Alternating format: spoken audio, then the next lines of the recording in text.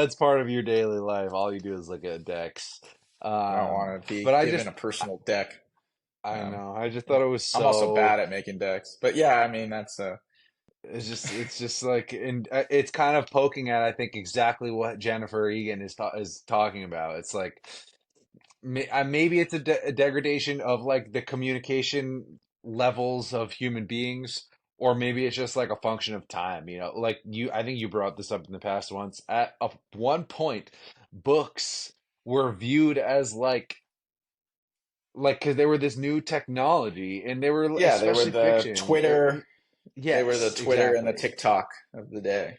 Yeah. Yes, it was like, oh, you're rotting your brain reading, staring at books all day, and now we look at Yeah. books and we're like, you're doing like the best thing you could ever do for yourself. It's just, it's wild. Yeah. Yeah. I mean, I think I think there's something that's romanticized in this book, genuinely romanticized about in this final chapter. Scotty, who's now a very old musician and never really found success, he's able to put on this show.